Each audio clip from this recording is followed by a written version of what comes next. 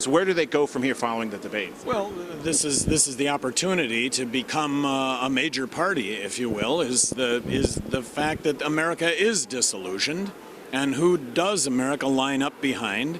And if I end up making a really good showing as representative of the Libertarian Party, then potentially a lot more people actually just check out the Libertarian Party. I got to ask you this earlier about marijuana prohibition. In Colorado, Washington State, Oregon could become the first 3 states in the country to have legalized marijuana. At the same time, the DEA has the audacity to say if those measures do pass, they can still criminally act on those who are engaging in marijuana activities. What are your thoughts on that, and what message does that really show about the DEA's true intentions in the drug war? Well, actually, it's the same story that unfolded with the prohibition of alcohol. It's where New York said to the federal government, we're no longer enforcing federal alcohol legislation. If you want to come in and do it, have at it. So the same phenomenon exists today, and the point will be is that the federal government won't do it. They won't do it, and it will bring about the end of the prohibition of marijuana. Is marijuana the legalization of marijuana, how beneficial could that be for a particular state in debt? Well, nationwide it's estimated to be about a $10 billion, if it ends up, the tax generated ends up to be about $10 billion.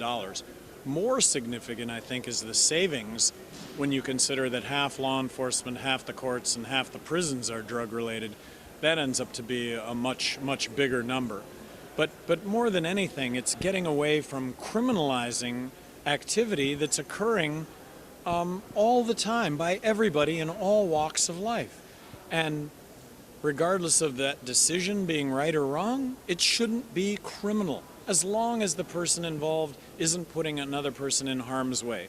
So it's never going to be legal to smoke pot, become impaired, get behind the wheel of a car. It's not going to happen. You talked about the differences between methamphetamines in the poor neighborhoods and how that affects a lot of people.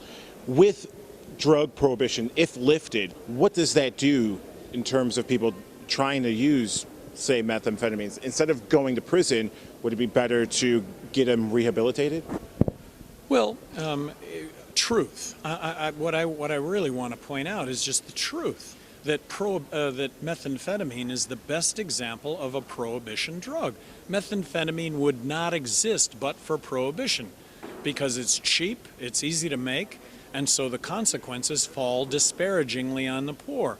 And then talking about our drug laws, if you are of color and you are arrested on a drug-related crime, there's a 4 times more likelihood you're going to go to prison than if you're white. That is not fair, and these are the statistics.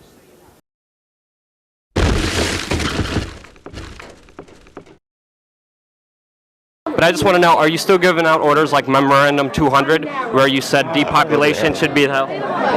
Sir, just a question. I'm not going to go to hell because... You know, the New World Order has no legitimacy, and that we as a people are not afraid, and we are waking up to the robber barons and the big banksters who are looting this economy with the Federal Reserve.